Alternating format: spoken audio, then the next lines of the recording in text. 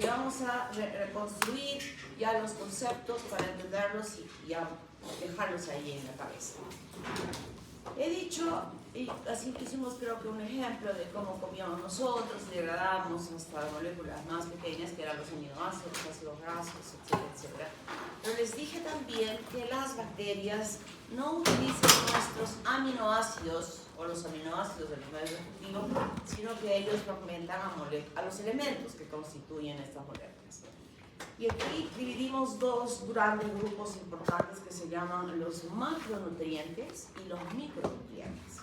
Y dentro de estos macronutrientes ya dijimos que está el CHON, que es los elementos importantes, básicos, importantes de la formación de todos estos aminoácidos, glúcidos, monosacáridos y ácidos grasos.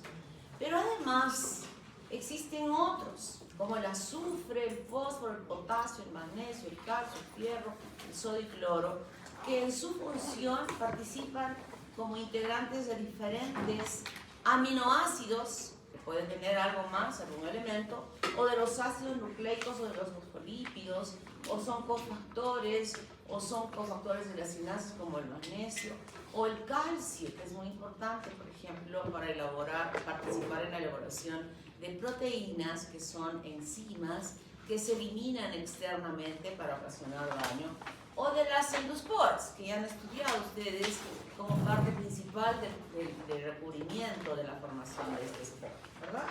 Entonces, todos estos elementos se llaman macronutrientes, importantísimos, que la bacteria requiere para la biosíntesis de todos sus componentes o los que vaya a desarrollar.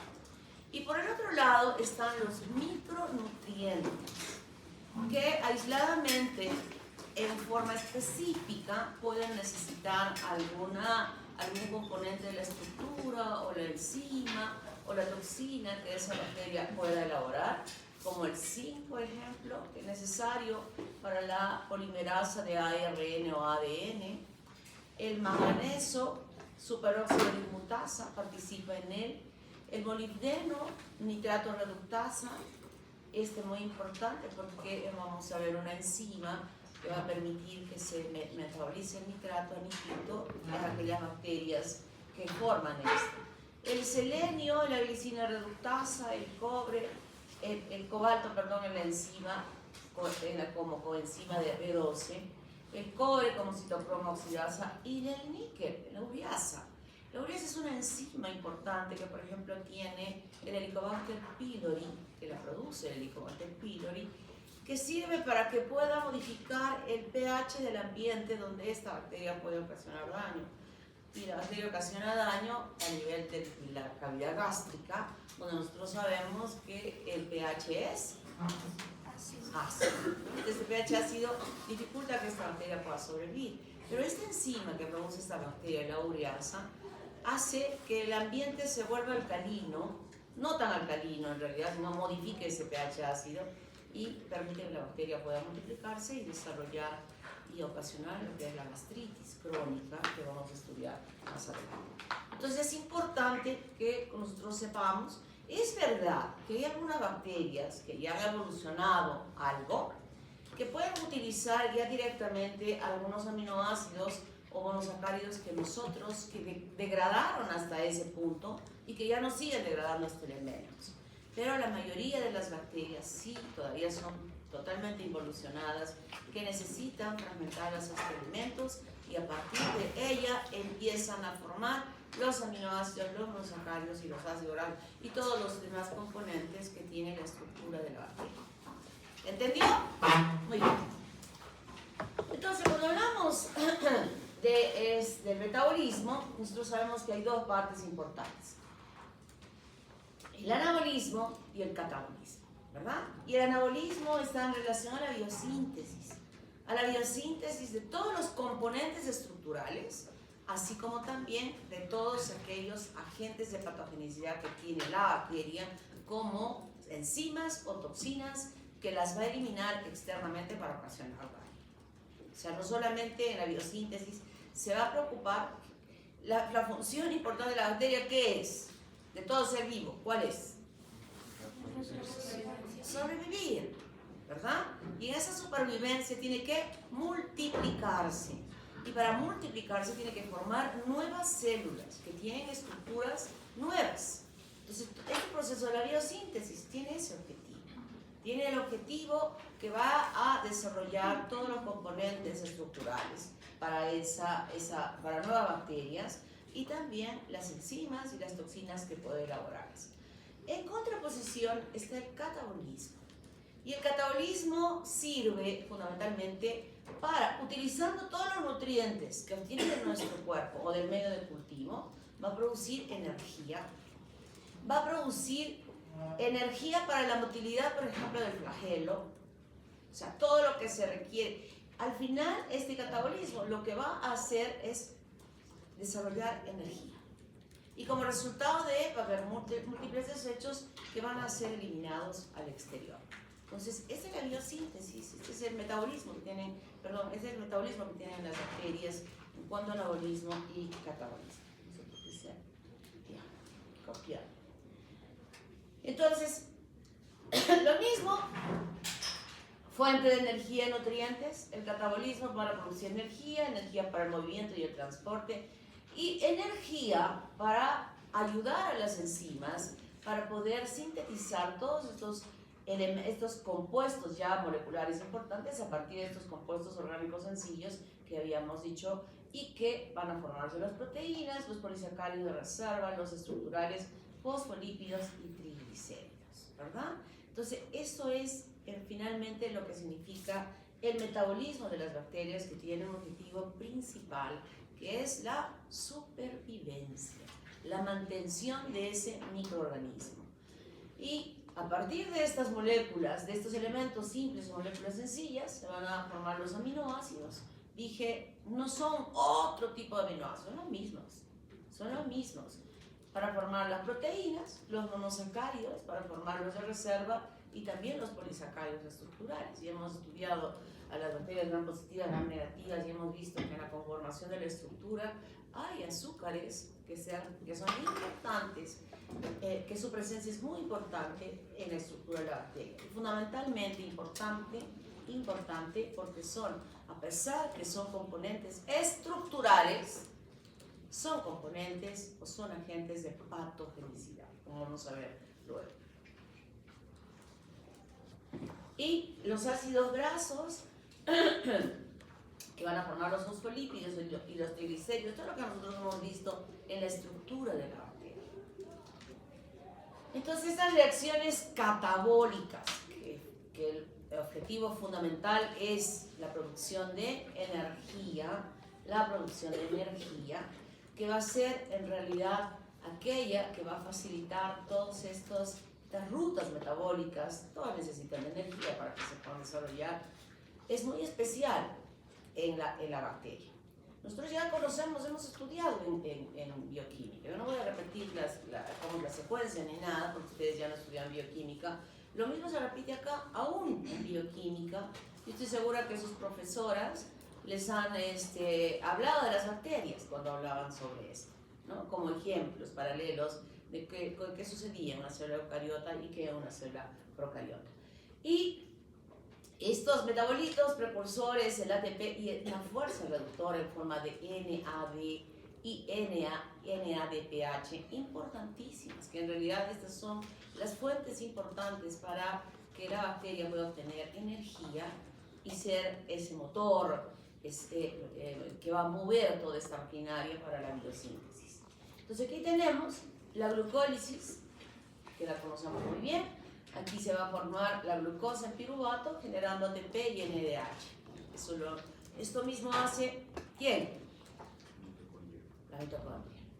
La derivación de la pentosa fosfato por vía del 6-fosfogluconato, aquí es muy importante. La biosíntesis de NADPH, que tiene que ver con las bases que forman ADN y ARN. Si aquí es el resultado de la producción de energía va a ser que esté dirigida a esta replicación del genoma importantísimo para la formación de nuevas células. Y como ciclo de Krebs, el ciclo de los ácidos tricarboxílicos aquí es exactamente igual. Formación de NAD, de FAD, de GTP y ATP. Esto va a proveer de energía a la célula para que pueda apoyar en las múltiples funciones metabólicas que la bacteria tiene. Pero aquí, como no hay mitocondria y no se sigue exactamente esto que yo había mencionado, un bioquímico escocés, el señor Peter Mitchell, creó una hipótesis en 1961. Le dijo, la energía que se puede desarrollar en las bacterias se produce de la siguiente manera. Toda la biosíntesis que se está produciendo dentro de la célula, lo que va a hacer, y el catabolismo mismo, va a hacer que se exporte hacia el exterior protones. Todo lo que está dentro de la célula va a salir aquí. Y se forma una cantidad de protones extracelulares fuera de la membrana citoplasmática, porque recuerda que todos estos funcionamientos lo hace la membrana citoplasmática, eso creo que ya lo hemos entendido muy bien. Y toda esta masa de protones va a retornar al interior de la célula. Pero al retornar va a participar una ATPasa que va a permitir la unión luego de ADP con fósforo, formando ATP. O sea, esta gradiente de protones que va a permitir el ingreso, el retorno, porque normalmente va a seguir saliendo protones hacia el exterior. Pero este es el sistema importante en el cual se van a formar las moléculas de ATP por el ingreso de los protones hacia el interior. Este postulado que él hizo, que lo había investigado, en ese tiempo los científicos, ya ves, está muy loco. ¿Qué le pasa? Lo tildaron de loco. Pero en 1978, miren, ¿cuántos años después? Le dieron el premio Nobel por este postulado, que sí explicaba, porque todos decían, ¿y de dónde, cómo? ¿De dónde tiene energía la bacteria si no tiene mitocondrias? ¿Dónde? ¿Cómo? Entonces, muchos repitieron el experimento que él hizo, hasta que finalmente se convencieron que era cierto lo que él había propuesto y le reconocieron dándole el premio Nobel por este descubrimiento. Entonces es muy importante entender que esta gradiente de protones va a ser la que va a generar ATP y lo hace, como resultado de este catabolismo se van a producir electrones que van a salir fuera y es la ATPasa que va a permitir el retorno de ellos produciendo estas moléculas de ATP. ¿Está claro? Bien. Entonces, vamos a ver también que hay aceptores finales de electrones en la respiración. Y esto divide, y es muy importante porque hace que nosotros entendamos que hay bacterias que necesitan oxígeno y otras que no necesitan oxígeno para poder cumplir con sus ciclos metabólicos. Y hay tipos de respiración diferentes. Respiración aeróbica, que la bacteria necesita oxígeno y el producto reducido va a ser agua. Respiración anaeróbica. En la respiración anaeróbica pueden haber varios sustratos que recepcionan, que reducen y van a formar otros productos. Por ejemplo, en la respiración anaeróbica, con la participación de la reducción del sulfato, va a producir sulfuro de hidrógeno. Y esto nosotros lo vamos a ver en la práctica y nos ayuda a diferenciar las bacterias en los tubitos cuando hagamos la diferenciación bioquímica.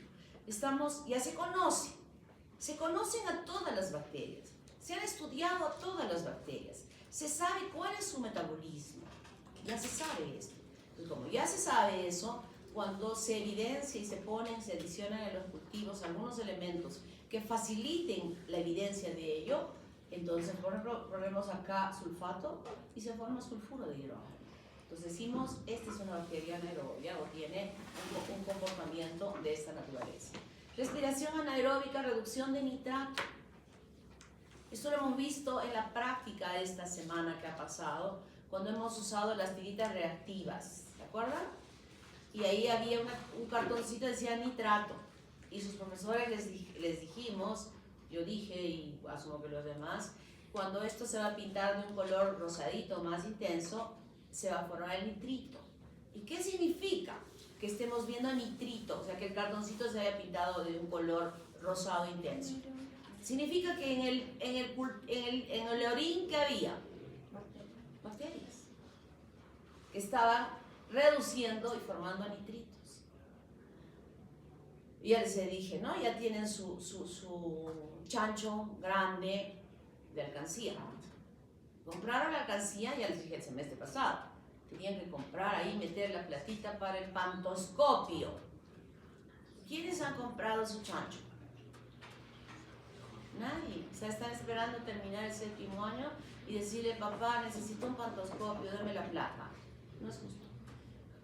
Les voy a mandar un comunicado a todos sus papás diciéndoles que yo desde ahora les estoy diciendo que hagan su chancho. Y parte de ese chancho, el chancho van a poner con plumón grueso serums. Así. Significa que va a ser toda esa plata para comprar las cosas que necesiten para sus serums. Cuidado que ropa el chancho para ir a cantar a ese ¿qué es? Chancho malo. ¿Ves? Es horroroso. Cuidadito. Y dentro de ese dinero quiero que compren, ¿han visto el tubito de estas tiras reactivas? Cómprenlas, pero no ahora, sino cuando ya se van a ir.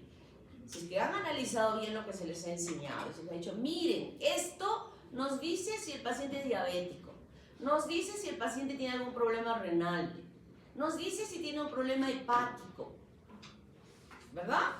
Nos dice si tiene infección urinaria, porque puedo ver si hay bacterias, si hay leucocitos, que también se puede evaluar ahí, me dice todo eso.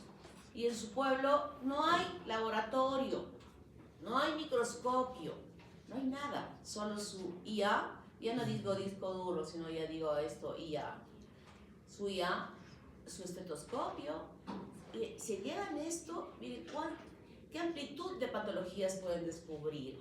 No tal vez para tratarlas muchas veces, pero sí para saber derivar a su paciente, que eso es lo importante.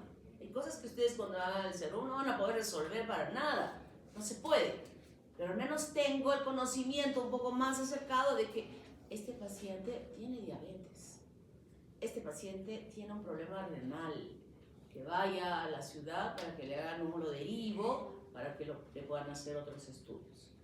Y el cartoncito era así, ¿verdad?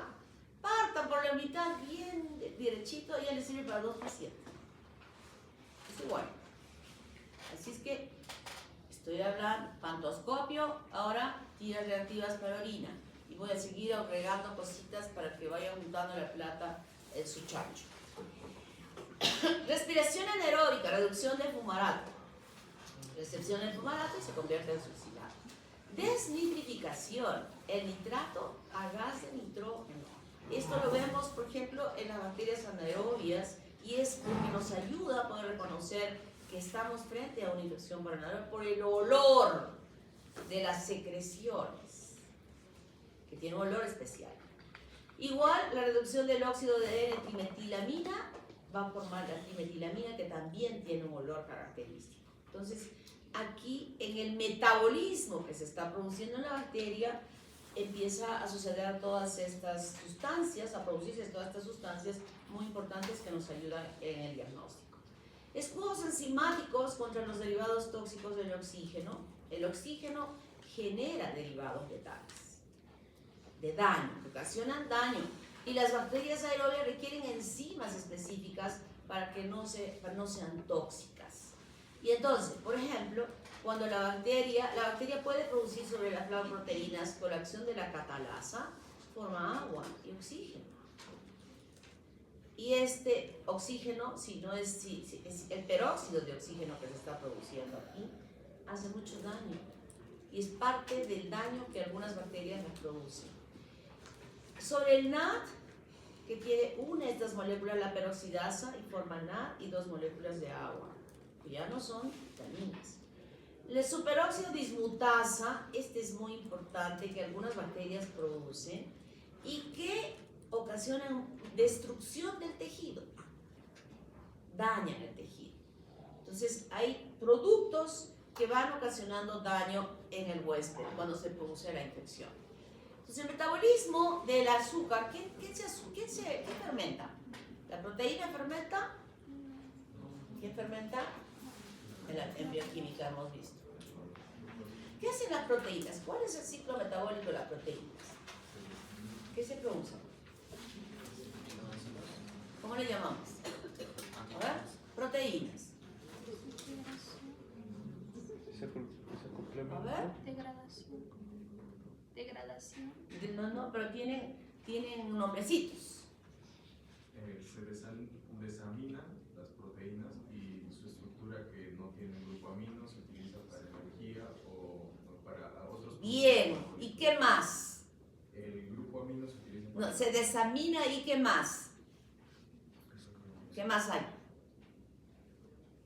Son dos. El ciclo de Lavoisier. No, ¿qué más? Sufren de desaminación y descarboxilación. Y los glúcidos, ¿cómo es el metabolismo? ¿Cómo lo denominamos? A los azúcares. ¿Qué pasa en su metabolismo? Se fermentan.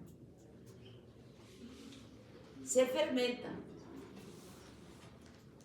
Y como resultado de esa fermentación, de esa degradación del carbohidrato, llegan a ácido pirúvico como molécula, diríamos, final de esa degradación. Pero esta no queda ahí porque puede sufrir diferentes cambios, como por ejemplo convertirse en ácido láctico, luego de que es piruvato, ácido láctico, y hay algunas bacterias que producen este ácido láctico, por ejemplo, Streptococcus y Lactobacillus. Algo malo y algo bueno. Lactobacillus es bueno, porque es aquella bacteria que se encuentra en la vagina de la mujer y crea un pH ácido, que protege a la mujer que las bacterias patógenas que se encuentren ahí, esta no es patógena, es una bacteria bendita para nosotras las mujeres. O que haya una degradación que se convierte en acetaldehido, etanol más CO2 en una fermentación alcohólica. ¿Quiénes? Las levaduras y algunas bacterias. ¿Qué levadura? ¿Qué levadura? Esa que les gusta a ustedes. Saccharomyces cerevisiae, ¿no? Esa produce etanol. Mixta, puede formar ácida, mixta, ácido fórmico, acético, etanol, ácido succínico. Las enterobacterias. Estoy hablando de una fermentación que llegó como base a piruvato, pero que luego las bacterias en forma específica empiezan a seguir este proceso formando todas estas rutas metabólicas de fermentación. La butilenglicólica, acetoína y luego butilenglicol, el enterobacter. Butírica, acetilcoenzima ácido butírico, butanol, acetona, clostridio. El género Clostridium hace esto. Propiónica, ácido oxalacético, ácido succínico, ácido propiónico, el Propionibacterium, que es una bacteria anaerobia. Entonces, cuando hablamos de fermentación, el producto final no solamente queda como resultado de esa fermentación el ácido pirúvico o piruvato, sino que independientemente las bacterias siguen en el proceso formando diferentes compuestos que son específicos para ellas y que nos ayudan a que nosotros podamos diagnosticarlas. Entonces, como dije al principio, ¿cuál es el propósito de este metabolismo bacteriano? Que la bacteria sobreviva y como resultado de él se produzca la división y tengan los hijos que ya hemos estudiado nosotros cómo es que se producía esta división celular. Y un factor importantísimo que ya estuve comentando es el factor de el ambiente donde se desarrolla la bacteria y el requerimiento de oxígeno o no requerimiento de oxígeno. Entonces hay bacterias que son estrictamente aerobias. Aquí tenemos 5 tubitos de cultivo y donde vemos que las bacterias aerobias, obligadas, estrictas, van a desarrollarse aquí en la parte superior porque están en contacto con el oxígeno. Las anaerobias obligadas, estrictamente anaerobias, que el oxígeno les es letal para ellos, este es líquido, se supone, y crecen aquí donde no hay ningún contacto con el oxígeno. Y estas, cuando yo digo estrictamente anaerobias, y un médico está sospechando que tiene un paciente con una infección por anaerobios, ya les voy a explicar clínicamente cómo es que podemos decir esta es una infección por anaerobios. Entonces solicita al laboratorio que se haga un cultivo para anaerobios. Nosotros vamos a la cama del paciente, porque obviamente debe estar mal el paciente, y el médico es el que toma la muestra, generalmente con una jeringa. Entonces se introduce la lesión, aspira la secreción, no necesito un montón, una cantidad pequeñita, pero apenas la aguja está saliendo del tejido, apenas, yo ya le he entregado al médico un taponcito que es cuadrado, que vienen así de jeve, un dadito así chiquito, cuadradito, de jeve, donde le indico que apenas la agujita esté saliendo del tejido, de donde estamos tomando la muestra, debe pinchar ese jevecito, profundizar la parte abierta de esa aguja que hemos usado para obtener la muestra. E inmediatamente el laboratorista que esté ahí, el técnico o el médico laboratorista, va a llevar al laboratorio rápidamente. Y en el laboratorio hay un equipo donde se introduce solo las manos y se sella completamente aquí, se introduce en él la jeringa, y en ese ambiente totalmente sin oxígeno se hace el procedimiento de la siembra en el agar. Cualquier agar nos puede servir, el agar sangre es ideal, donde va a crecer la muestra. Luego que ya ha hecho esto, se coloca un dispositivo, una estufa especial para anaerobios. En el laboratorio donde hacemos práctica en el H404 no está ese aparato, pero sí está en el de al lado y está en el otro lado también. Si es que alguien quiere ir y le dicen, la doctora Noemí nos ha dicho señora Marcia o la señorita, no me acuerdo el nombre de la señorita, ¿cómo se llama? La señorita Flaquita. Sí, la están ubicando, ¿no? Que viene en las tardes. Le dicen, nos ha indicado que nos pueda usted mostrar la estufa para anaerobios. Entonces ella va a decir, vengan, esta es la estufa para anaerobios. Y al final es igual que la otra, ¿no? Pero un poco más chica. Entonces allí, con todo este cuidado, va a crecer la bacteria anaerobia. Luego que ya hemos hecho el procedimiento todo, saco mi jeringuita y luego hago mi frotis y voy a encontrar bacterias. O sea, ya después que he hecho el cultivo de lo que les estábamos enseñando, Gram, cultivo y antibiograma. ¿Eso qué significa? Que yo voy a abrir el frasco para hacer la coloración Gram, ¿verdad? En este caso tendríamos que hacer al revés la indicación. Cultivo y antibiograma y abajo Gram, si es que estoy sospechando en una infección por anaerobios. Si yo abro la jeringa para hacer mi coloración Gram y luego recién cultivo, yo estoy segura que al día siguiente en esa placa no va a crecer nadie. ¿Por qué? Porque he expuesto al oxígeno a estas bacterias. Entonces se tiene que hacer con mucho cuidado para mantener la viabilidad de la bacteria y que pueda desarrollarse. Anaerobias facultativas. Estas bacterias pueden crecer con oxígeno o sin oxígeno. Pueden ser, o sea, pueden crecer en las dos formas. Por ejemplo, Escherichia coli. Microaerófilas. Necesitan muy poca oxigenación para vivir, por eso está un poquito más aquí abajo. Helicobacter pylori, por ejemplo. Esto que estoy diciendo aquí, así, es importante. Nosotros ya sabemos, conocemos. Y por eso le tenemos, si es que estoy sospechando de esa bacteria, tengo que dar el ambiente propicio para su crecimiento. Si no, ya lo he dicho bien claro, es anaerobios. Si yo voy a sembrar a estos obligados con todo ese cuidado para anaerobios, ¿va a crecer? No, porque se necesita oxígeno, ¿verdad? Entonces, ya se conocen todas las bacterias, cómo son. Cuando ustedes lean su libro, por cada bacteria, y se observan las características de ella, dice microaerófilas. Ya saben ustedes que esa bacteria es así. O Balsia anaerobia estricta, o Balsia aerobia estricta. Cuando estudiemos cada una de las bacterias, ya se conocen las características de comportamiento de cada una de ellas. O anaerobias aerotolerantes. Estas anaerobias le llega altamente si hay un poco de oxígeno, no hay oxígeno, igualito van a crecer en estos medios que le favorezcan su crecimiento. Entonces la biosíntesis es esa etapa donde se utilizan todos estos precursores intermediarios que van a formar las moléculas básicas y luego ellas van a permitir el ensamblaje para la formación de toda la estructura de la bacteria, de las enzimas, de las proteínas, de los lípidos, etcétera, etcétera, que conforman la bacteria, la estructura de la bacteria. Pero para ello, ¿qué se necesita? Energía.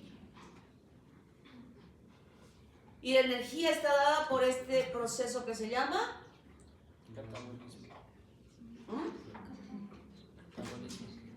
catabolismo.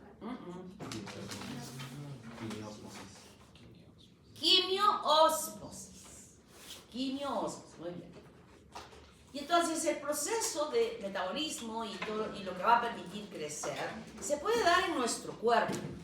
Se da en nuestro cuerpo. Se da en nuestro cuerpo, pero nuestro cuerpo no es tan completo, salvo que sea una persona que se infecte y que no reciba ninguna terapia antimicrobiana y que esté simplemente defendiéndose con su sistema inmunológico. Pero cuando estudiamos esto, generalmente lo hacemos cuando estamos hablando del laboratorio, ¿no? Esta curva de crecimiento que tienen las bacterias. Punto cero. ¿Cómo se llama el punto cero? En nosotros, en los humanos. ¿Cómo lo llamaríamos? ¿Cómo lo llamamos? Ya hemos dicho. Punto cero. Infección. Infección. Punto cero es infección. Es el ingreso del microorganismo por cualquier vía a nuestro cuerpo. Vía oral, vía respiratoria, sexual, transfusión sanguínea, piel con piel, mucosa con mucosa directa, cualquier lugar por donde la bacteria ingresa en nuestro cuerpo, infección.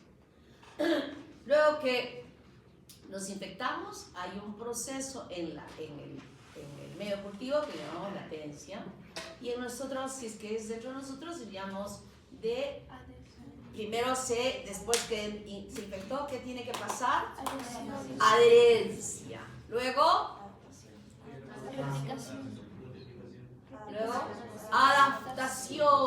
adaptación. Y en esta etapa de adaptación a nuestro cuerpo es esto. Estructura extraña. ¿Qué hace aquí el sistema inmune? Lo mira, lo contempla, le está dando vueltas. ¿Qué hace? ¿Qué debe hacer normalmente? ¿Qué? Libera glóbulos blancos. Bueno, ese sería parte del proceso, ¿no? Que estén presentes los glóbulos blancos. Pero el proceso es de reacción para destruir a este elemento extraño. Lo logra. 1000 veces lo logra. En ustedes, por ejemplo, jóvenes que tienen su sistema inmune bueno, sostenidamente está logrando eso. Ups. ¿Alguien se desmayó? ¿Qué pasó? Uy, niña, ¿estás bien? ¿Qué le pasó, Lenny? ¿Estás bien?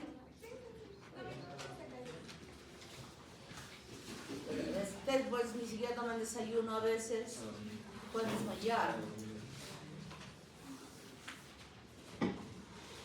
Entonces, sostenidamente su sistema inmune está actuando. En un día, ¿cuántas veces ustedes se estarán infectando?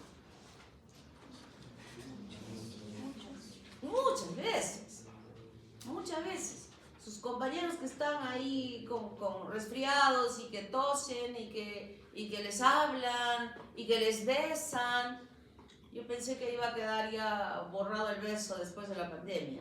Solo el saludo era así, ¿no? Después que volvió la pandemia, así.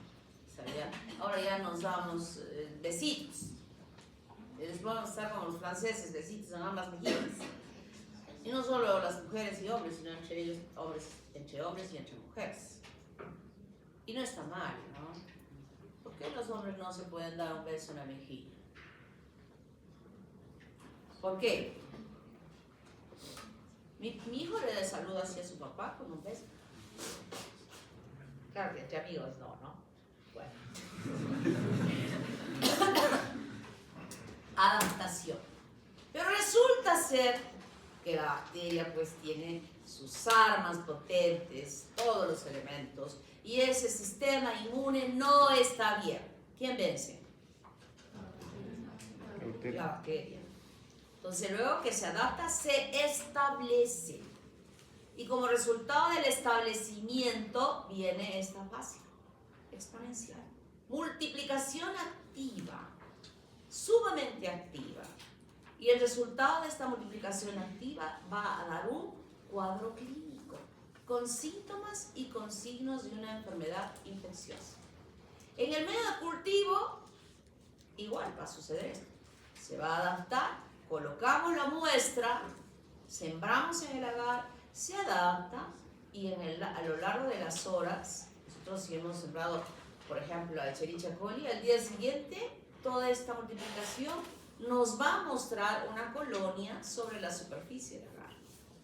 En nosotros se va a manifestar, en nosotros no se forman colonias, por si acaso.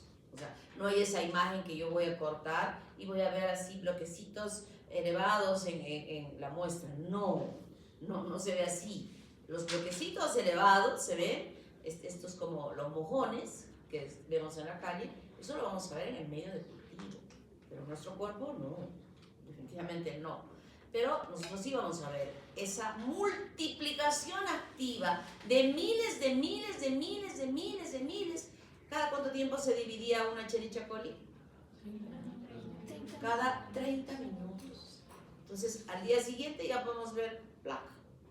La colonia claramente visible a simple vista, ¿no? O sea, ya no, la colonia tiene sus características. No significa que ya llegó a esto y va a seguir creciendo. Es como nosotros. Pongámonos un ejemplo. Yo puedo comer, llegué a la menstruación y crecí un poquito más y mi mamá me dijo, no, tengo que darle más comida y comida para que crezca más porque está petiza. Algo así, pero ya no algo así. Entonces cuando la bacteria forma su colonia, hay un límite de crecimiento, ya no sigue creciendo por más que tenga nutrientes. Y para mantener esa morfología, van a ser unas y van a morir otras, y esta es la etapa estacional. Y cuando ya se agotó los nutrientes, ya cumplió ese ciclo, viene la declinación y la muerte. Podemos verla la colonia nosotros, la podemos ver. No es que la colonia que estuvo así se va a reducir, no.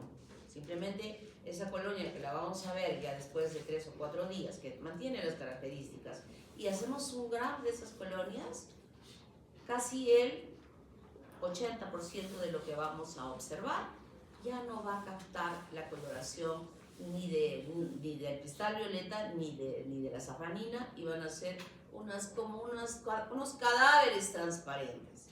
Eso significa que ya las bacterias murieron. Entonces es el ciclo que podemos observar nosotros en los medios de cultivo. En nosotros los humanos, esta etapa estacionaria no hay. Sigue y sigue extendiendo los tejidos vecinos.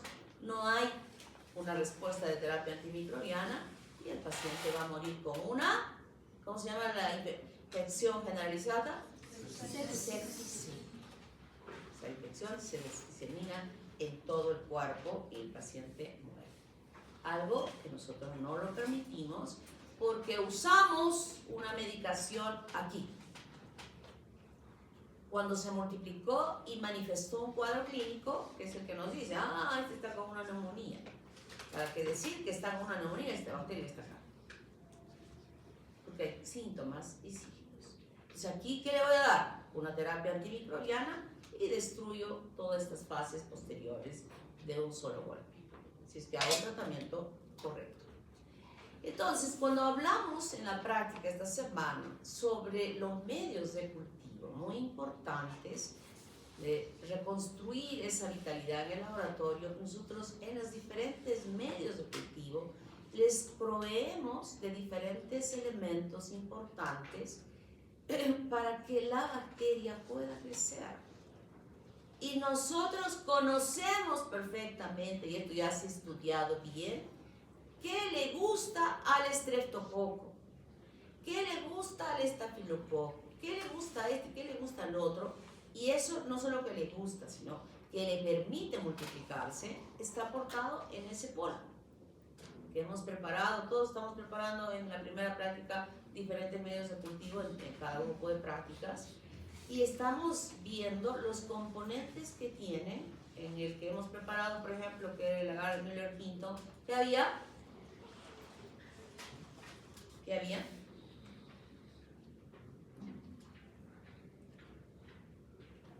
yo les he dicho, carne, caseína, almidón, que eran sus fuentes para que las bacterias puedan crecer, ¿no? Entonces, en todos casi tienen. En el agar sangre se adiciona, hay un agar base para elaborar este agar, y le sacamos sangre a los alumnos para lo que se necesite, que es el 5% de sangre que se coloca. Entonces, pues que hemos preparado ya el agar, le sacamos, pinchamos al estudiante varón, generalmente siempre va a ser varón, es una poquita de sangre, son 3 mililitros, 5 mililitros que no le hacen nada, y suavemente, cuidando bien que no se contamine, soltamos por las paredes del matraz la sangre y movemos suavecito, y luego que movemos suavecito, plaqueamos, y ese es todos los grupos están empleando placas de sangre para sembrar orofaringe, ¿verdad? Entonces es así como se hace eso. Pueden ponerse sales de taponamiento, sales minerales, incluso, miren, antimicrobianos. Se aplica ahí en el agar. En el agar de Lowenstein-Jensen, que es el que se utiliza para diagnosticar al Mycobacterium tuberculoso, nosotros sacamos, ponemos antimicrobianos, porque el esputo de un paciente que sospechamos con tuberculosis, le pedimos 3 muestras durante 3 días. Y él tiene que expectorar en lo más profundo de su pecho apenas despierta y obtener el mejor pollo para colocar luego en el frasco y llevar al laboratorio. Pero esto ha pasado por la lengua, por la cavidad oral, por los dientes, esputo ha arrastrado todas las bacterias que normalmente están aquí y que podrían impedir, por la cantidad que existe, el crecimiento del Mycobacterium tuberculoso. Por eso es que se adiciona un antimicrobiano en ese agar para permitir luego que solo crezca la bacteria de la tuberculosis sin esta limitación, diríamos, de la presencia de las otras bacterias. Se colocan indicadores, muy importante, ya cuando hagamos enterobacterias vamos a indicarles para qué sirven ellos. Y agar o no agar, es que es el cultivo líquido que se necesita para el crecimiento de las bacterias. ¿Alguna pregunta hasta aquí? ¿Está clarito? Solo tienen que leer en su libro, pero ustedes ya conocen, ¿no? Ya saben toda la bioquímica y todo lo demás. Entonces vamos a hablar ahora sobre los mecanismos de daño de los organismos patógenos, que también ya estuve hablando mucho de ellos, pero ahora los vamos a circunscribir para entender mejor. Entonces, cuando hablamos de la acción patógena de una bacteria, se produce inicialmente, cuando decimos patógeno, la capacidad de la bacteria de ocasionar una enfermedad, ¿verdad? Y para que eso suceda, primero tiene que haber infección. Por cualquier vía, ya dije, por cualquier vía. Oral, respiratoria, sanguínea, piel con piel, etcétera, etcétera, relaciones sexuales, o cualquiera de ellas. Luego que ingresa la bacteria, tiene que haber la capacidad de establecimiento, pero en ese proceso de esa capacidad primero se adhiere. Y luego de que se ha adherido, ya empieza a establecerse con una lucha importante entre el sistema inmunológico y el microorganismo. Si el microorganismo no es destruido por el sistema inmunológico, por todos los mecanismos que ustedes están estudiando en inmunología, aquí tienen que saber bien, porque yo puedo poner preguntas en el examen sobre lo que significa proceso de la inflamación. ¿Qué es la inflamación? Y eso, la inflamación es lo que se va a producir cuando un microorganismo ingrese dentro del cuerpo. Inflamación. Bueno, las inflamaciones se deben a muchas causas, no solo infecciosas, también son inflamaciones que no son infecciosas. Por ejemplo, ¿Reacciones alérgicas? Reacciones alérgicas. Reacciones alérgicas. ¿Ya? Autoinmunes. Autoinmunes. La artritis reumatoidea. ¿Han visto en la artritis reumatoidea cómo las manos del paciente los dedos se hinchan, están rojos, dolorosos? Pareciera que estuviera infectado. No está infectado. Esta es una reacción inflamatoria no infecciosa, ¿no? O sea, lo que nos importa a nosotros ahora, porque va a haber un curso de reumatología donde ustedes van a estudiar eso, pero que en inmunología ya les van explicando, sucede esto, ¿no? Entonces, es esa lucha y la capacidad que tenga esa bacteria de tener todos los elementos estructurales y no estructurales de daño que pueda tener para permitirle el establecimiento. Venció el sistema inmunológico. Y luego viene la multiplicación. El resultado de la multiplicación va a ser el cuadro clínico.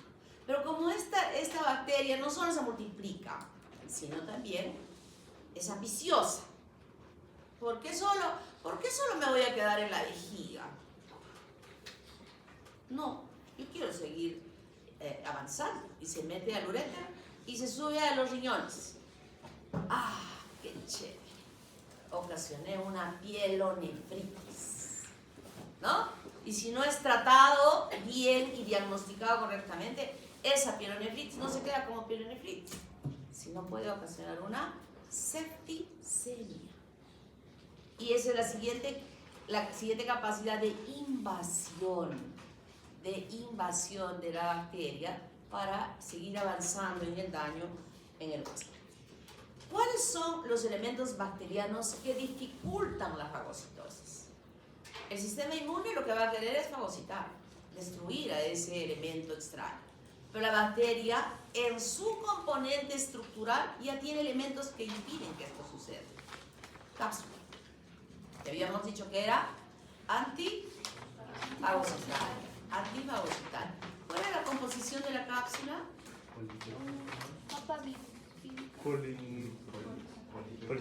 Polisacáridos. Pero hay una que no tiene polisacáridos, sino proteína.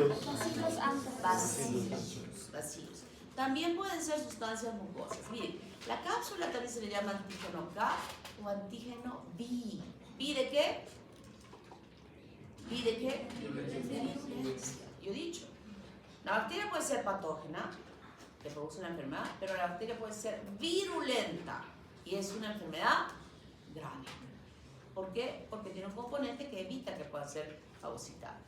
Componentes de la pared celular. Algunas bacterias tienen la proteína M, la proteína A, ya vamos a ver en la siguiente clase, la siguiente semana. Antígeno O. ¿Se acuerdan del antígeno O? ¿Quiénes tienen antígeno O?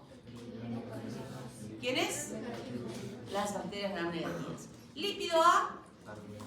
También. Estos elementos, componentes de la pared, también evitan que puedan ser fagocitados. O producir toxinas fuera, expulsan toxinas. Las toxinas son proteínas, leucocidinas, toxina A, streptolicinas.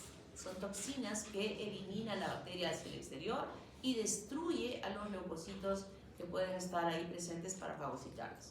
Enzimas, coagulasa.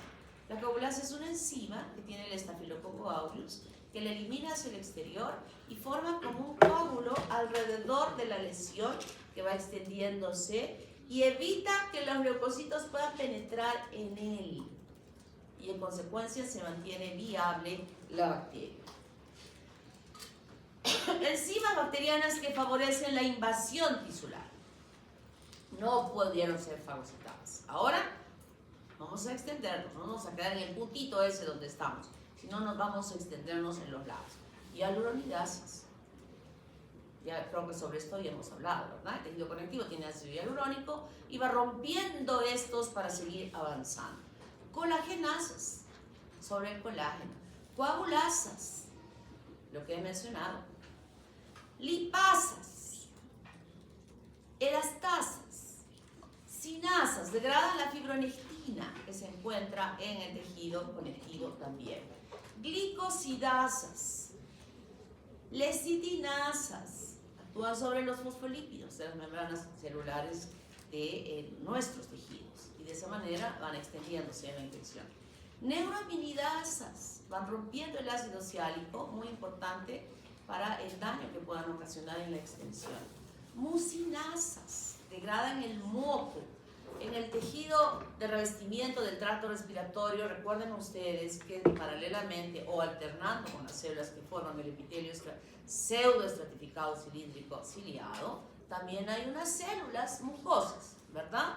Muy importantes. ¿Por qué? Porque este moco que va produciéndose reviste la superficie y atrapa a los microorganismos. Entonces evita que haya un contacto directo entre la bacteria y la misma célula. Pero esta enzima que produce la bacteria rompe esto y ahora sí entra en contacto con la célula para ocasionar daño. Proteasas, gran variedad de enzimas que van destruyendo las proteínas. Ureasas, solo las bacterias tienen, nosotros tenemos ureasa, por si acaso, tenemos urea, pero no ureasa. Ya les había comentado para qué es que servía esta urea, ¿verdad? En el caso del Helicobacter pylori, que era para cambiar el pH del estómago y permitir a la bacteria infectar. Mecanismos de difusión bacteriana. Por contigüidad y por continuidad. Miren, es cierto, ¿no? Son diferentes. Continuidad es lo que les he dicho hace un momento. Proceso de faringitis, luego me duele acá. ¿Cómo se llama cuando me duele acá? No. Y duele horrible acá. Acá, en esta parte. Traqueitis. ¿Nunca han tenido una traqueitis?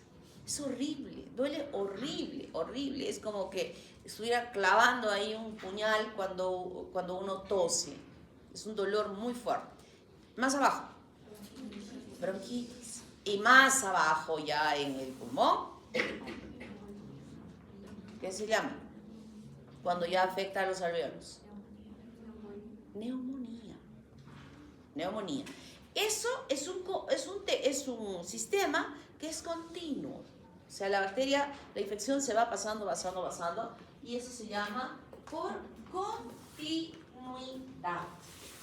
Aquí no necesita que vaya por la sangre, por la linfa, o por nada. Es continuo. Es lo mismo que diría una infección urinaria que empezó en la vejiga y que luego ascendió por el uréter hasta llegar al riñón. Por continuidad. Por contigüidad es que hayan dos órganos que estén casi juntos, pero que no es una comunicación directa. Por ejemplo, que un niño tenga otitis, que no le tratan de dar la otitis, y que a los 3 días o 4 días esté presentando signos meningios de una meningitis. O que tenga alguien una sinusitis, que es una infección acá en el seno paranasal, y que luego haga una meningitis.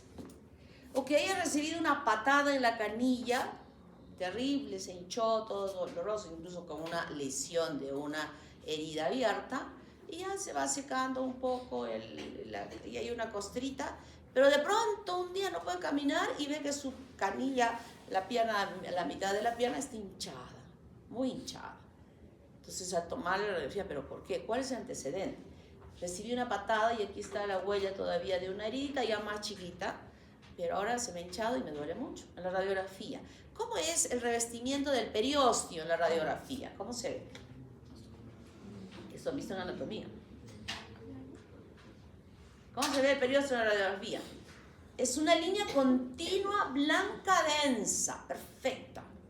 Pero cuando vemos que en este caso ya no está la línea blanca perfecta, sino media borrosa en el borde muy limitado que se ve normalmente. Y eso se llama, que tiene el paciente una osteomielitis. Hay una relación estrecha entre ese, no hay una comunicación directa, es la piel. Claro que en esta parte de la canilla pues no hay nada de músculo, es piel, tejido celular subcutáneo y hueso, ¿verdad? Eso se llama contigüidad. Y por vía linfática, ya hemos estudiado también en histología este sistema linfático. Y creo que en embriología yo lo he vuelto a comentar en alguna circunstancia. Y dije que el sistema linfático era como un embudo abierto y que luego todo iba a ir a un tubito que colectaba, que eran los vasos linfáticos, ¿verdad? Si yo tengo una herida acá, que me he hecho una herida totalmente contaminada en el baño, y de hecho que han entrado unas bacterias, ¿qué va a pasar con esa bacteria que ha entrado ahí? ¿Cómo va a ir? ¿Cómo va a viajar? No puede ser controlada ahí, es demasiada la cantidad de bacterias. ¿Qué sucede? ¿Qué sucede? Es recogida por el líquido linfático, por este líquido extracelular, y es arrastrado hacia un conducto linfático, ¿verdad? Y está viajando por él. ¿Dónde va a pararse? ¿Dónde se para? ¿Cuál ganglio? ¿Cuál ganglio? Mi mano. ¿Cuáles son los ganglios a donde drena esta linfa de mi mano?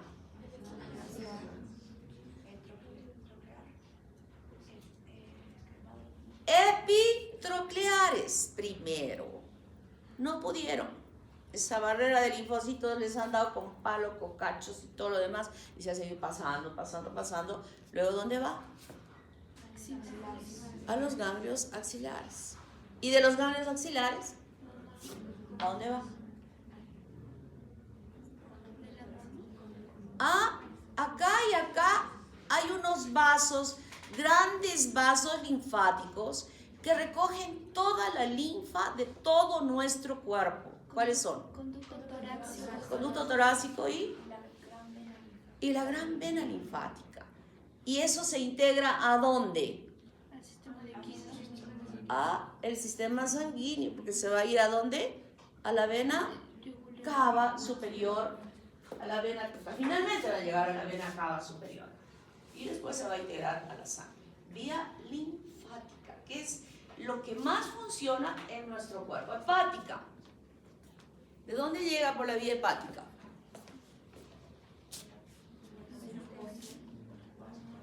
¿Y de dónde? ¿Qué recoge?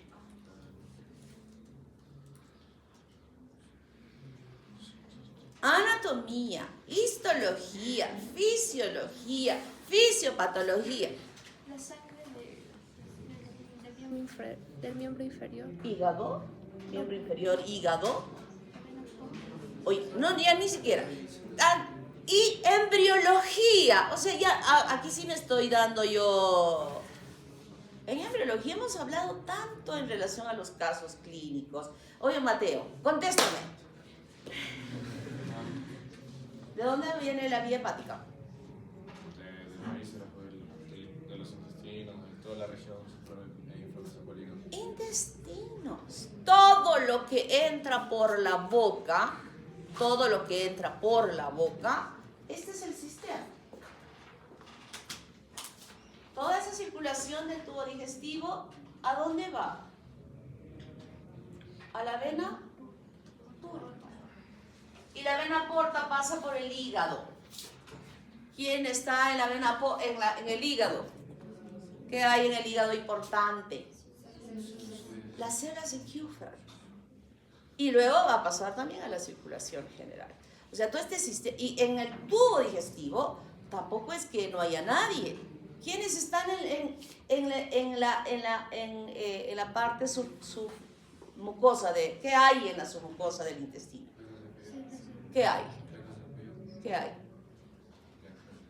Placa cepilla, nódulos linfáticos que ya están actuando para eliminar algún microorganismo que haya podido ingresar por la vía oral, y lo poco que pueda ya quedar va a pasar y las células de Kupffer harán su trabajo, y si no se ha logrado eso, se va a producir una infección que está llegando por la vía hepática. La vía nerviosa generalmente lo hacen el virus de la rabia, porque va avanzando intraaxonalmente a través de todas las vías nerviosas hasta que llega al cerebro, donde se va a producir la replicación viral y la formación de los nuevos virus. O sea, intraaxonalmente. O sea, mi embriología, pues muy temprano en las clases, sus cerebros siguen dormidos. ¿Ah? Chicos, les recomiendo una tacita de café, no toda completa, si quiere la mitad de la tacita de café todas las mañanas antes de venir. Eso despierta. Entonces, en estas etapas del proceso infeccioso, adherencia. Ya tenemos todos los elementos que indistintamente yo voy a ir hablando por las bacterias, qué cosa les sirve esa bacteria para adherirse. Penetración, enzimas hidrolíticas que produce la bacteria y que las elimina externamente para destruir el tejido y entrar. Diseminación, evasión al sistema inmunológico con todos los mecanismos que tiene y todas las en su estructura y en lo que pueda eliminar. Adaptación y evasión, las defensas del huésped con todo lo que pueda tener, pero sin embargo las bacterias, miren, hasta producen inmunoglobulina A proteasas. Ustedes saben que a nivel de todas las mucosas tenemos inmunoglobulinas A, pero la bacteria produce estas enzimas que las destruyen y ni siquiera pueden actuar.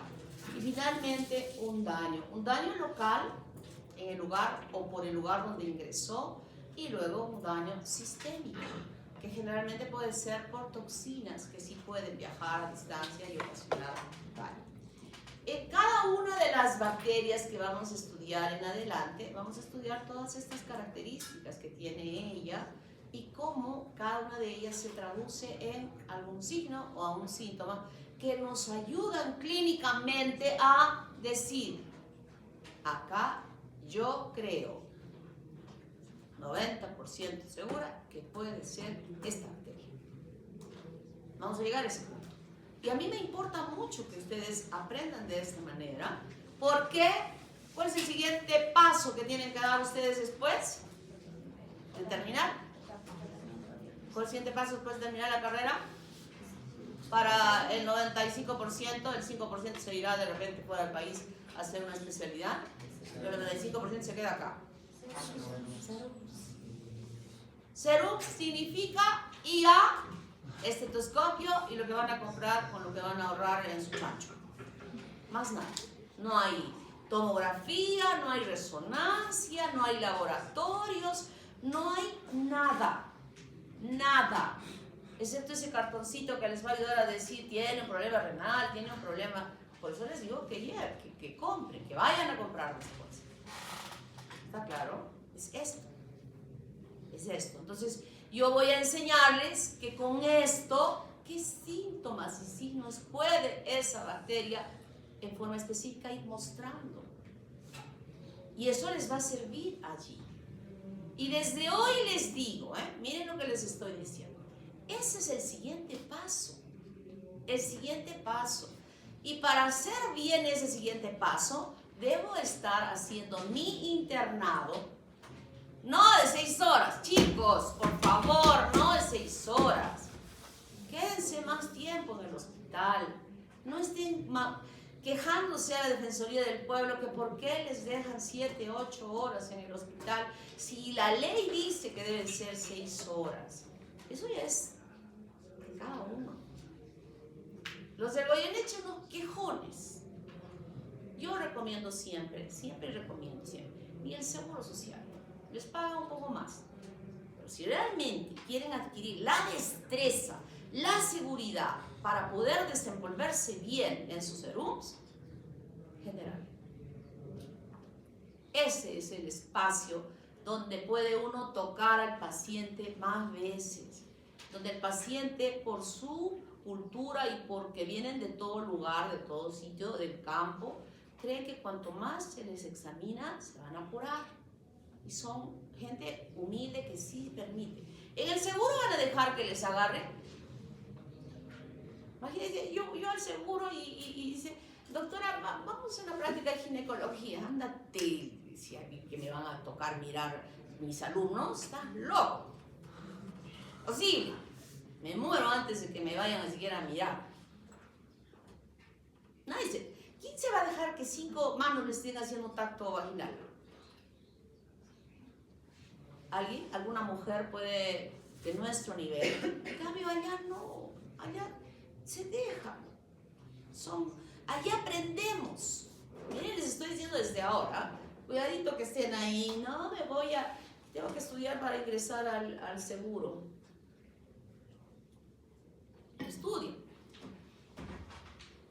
salir al seguro. Y es más, voy a decir, un chico que es brillante, ha renunciado al seguro, ha ingresado, ha renunciado. Hace poquito ha renunciado, se ha pedido por favor que lo manden a otro hospital, a otra. ¿De dónde se ha ido a uno de los hospitales que hay acá, que no son esos grandes, donde no se aprende mucho? Se ha peleado con una doctora, dice que le ha gritado, lo ha maltratado, él no ha tolerado y ha renunciado. Y ahí sí, el seguro cuando firma, no es que 6 horas, 7 horas. Entran a las 6, salen a las 8 de la noche, todos los días. Esas son las condiciones del trabajo que ellos hacen. Han firmado eso. Pero tampoco por 6 horas. Por favor, tampoco 6 horas. Adhesinas, ya sabemos que primero se adhiere. Ya hemos hablado de las filias, ¿verdad? Que eran de adherencia y también sexuales. Adhesinas que no son fibrias, proteínas que les permiten adherirse, la proteína M, la proteína A, que algunas bacterias tienen. Glicocáliz, son polisacáridos que tienen algunas bacterias, no del espesor de la cápsula, sino un poco más delgadita, y que le permiten adherirse entre ellas, agregación, o entre bacterias diferentes, coagregación, o sobre superficies que no son orgánicas, como son prótesis valvulares, sondas que pueda estar el paciente teniendo por alguna circunstancia, y estas bacterias facilitan, este componente facilita que se adhiera sobre ella. Y como el primer proceso es adherencia, luego viene multiplicación, son situaciones que pueden facilitar el desarrollo, por ejemplo, a nivel de las válvulas protésicas, endocarditis bacteriana. O si son estos catéteres que pueden estar conectados los pacientes, septicemias. Entonces, es alguna bacteria, es el uso de estas sondas, sabemos nosotros que es de un riesgo en el cual se puedan adherir y desarrollar este tipo de infecciones. Y entonces yo he hablado de exotoxinas y también hemos hablado de endotoxinas. ¿Cuál es la diferencia? Químicamente las exotoxinas son proteínas, eso lo he dicho N veces. Y la endotoxina es el lípido A. Lípido A. Toxicidad elevadísima, menor. Acción específica. Creo que cuando hablábamos de uno de los ejemplos que utilicé, por ejemplo, era la toxina del tétanos, ¿verdad?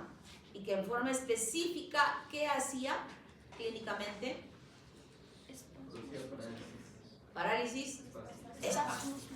Parálisis espástica. Muy bien. Respuesta al calor termolábil. La endotoxina es termoestable. Toxoides. ¿Qué es toxoide? ¿Qué es un toxoide? Es una toxina inactiva. Es una toxina inactiva. ¿Qué composición dijimos que era la toxina? La exotoxina era una proteína. Y el toxoide es esa proteína aislada que se puede identificar la secuencia de ella, que se obtiene cómo es esa toxina estructuralmente. Y como puedo saber cómo es esta toxina, y le llamo toxoide, lo utilizo, lo inoculo, una cantidad obviamente escasa, en un animalito. ¿Con qué finalidad? Con la finalidad de que este toxoide se convierte en un antígeno importante, y el animalito lo que va a hacer es producir anticuerpos contra esa toxina, ¿verdad? Eso es lo que sucede con las exotoxinas. No con todas, lamentablemente no contra todas podemos hacerlas, pero contra muchas sí. Y el poder inmunógeno es elevado. ¿Qué significa poder inmunógeno? Estimular la producción de anticuerpos. Y esos anticuerpos los aislamos y podemos contrarrestar la acción de esa toxina. Y hay sueros antitóxicos que sí pueden resolver el problema. Cuando nosotros tenemos un paciente que está con el riesgo de repente de haberse infectado, de haberse hecho una herida en el campo y sabemos que no está vacunado, parte de lavar bien la herida, de tener mucho cuidado en la curación de esa herida, inoculamos directamente en esa área estos sueros antitóxicos. Y simultáneamente le vamos a poner la vacuna. Algo hará. No es lo ideal que estemos vacunando en ese momento, pero estamos de alguna manera evitando que pueda desarrollarse la enfermedad del tétanos.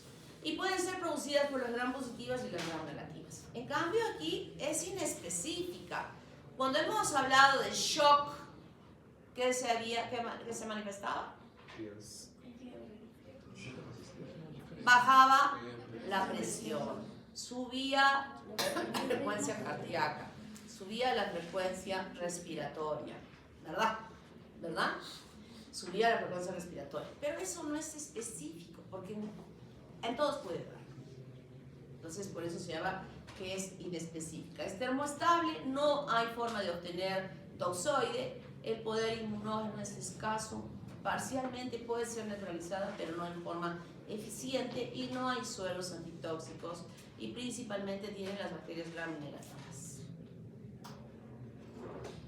Y nosotros tenemos aquí varias exotoxinas de diferentes bacterias con efectos específicos. Por ejemplo, la toxina diftérica, que detiene la síntesis proteica y como resultado necrosis tisular.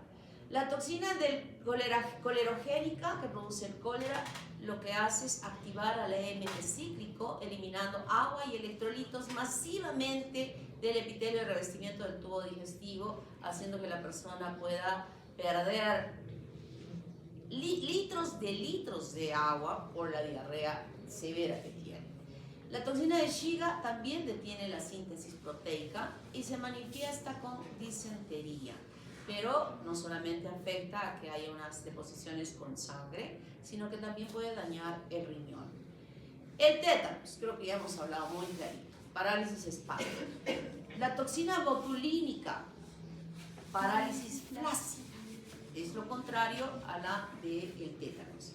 Toxina lecitinasa, daño tisular, destruye el tejido y produce el Clostridium perfringens y se va a manifestar la gangrena gaseosa.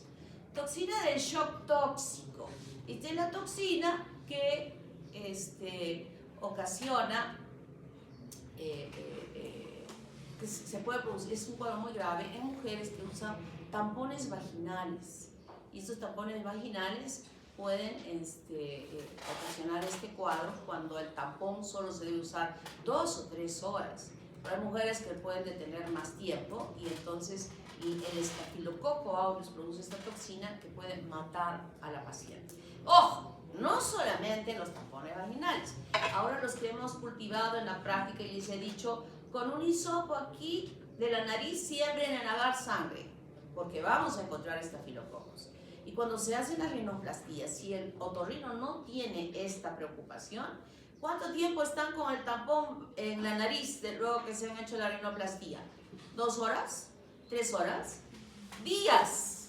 Entonces tiene que tener máximo cuidado que en esta parte no exista ninguna de estas bacterias que podría estar ocasionando este mismo problema.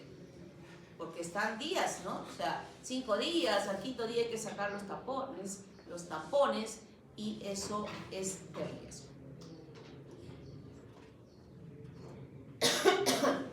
3 formas de contribuir a la producción de la enfermedad por las exotoxinas. Que estén preformadas. Por ejemplo, ustedes se van a ver un partido de fútbol del Melgarcito al mediodía.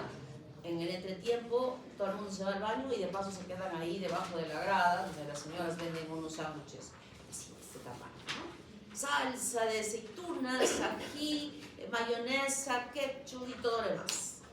Ganó el Melgarcito. Llegan a su casa a las 3 de la tarde después del partido. Y a las 9 de la noche empieza con un dolor de estómago terrible, con vómitos y diarrea, es imposible que una bacteria que haya podido consumirla en ese corto lapso de tiempo de 3, 4, 5 horas ya tenga manifestaciones clínicas. Lo que ha sucedido es que han consumido toxinas elaboradas por la bacteria y que se la han ingerido ya preformadas que tienen esta acción. Entonces se produce una diarrea. El cuadro clínico que nos digan, el antecedente, y es una bacteria puede producir náuseas y vómitos, dolor abdominal, ella misma, sí, de hecho que sí, pero al día siguiente, no a las horas. Y ese dato ya a nosotros nos está diciendo qué puede haber sucedido. Y dependiendo de eso, ¿cuál será el tratamiento que yo voy a emplear para solucionar el problema? Puede ser que la bacteria, que hay una colonización de la herida por la bacteria y luego se empiece a producir ya la toxina y que pase a la circulación general. Puede ser que no solamente sea la toxina la que ocasione el problema, este sería, por ejemplo, el caso del tétanos, sino que puede ser también que haya un cultivo o un crecimiento no solo con la producción de toxina, sino de otros microorganismos. Entonces, el cuadro aquí es mucho más grave. Nosotros vemos en este caso, por ejemplo, el caso de la gangrena gaseosa, por la participación que pueden participar en esa colonización del tejido otro tipo de microorganismos y no solamente esta bacteria. Entonces, llegamos a decir, las bacterias viven con nosotros. Nosotros tenemos bacterias. En la boca, ya lo han comprobado la semana pasada, que su boca está llena de bacterias. En el tubo digestivo, cuando yo digo que el 60% de las deposiciones están conformadas por bacterias, ¿verdad?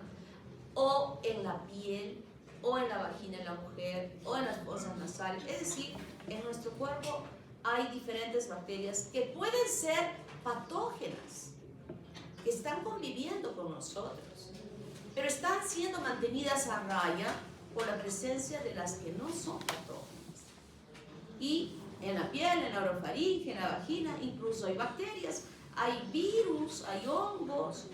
En la orofaringe, por ejemplo, está la Bramnamela, que es una bacteria, es un diplococo gram negativo, que se parece mucho a la gonorrea, a la Neisseria gonorreae.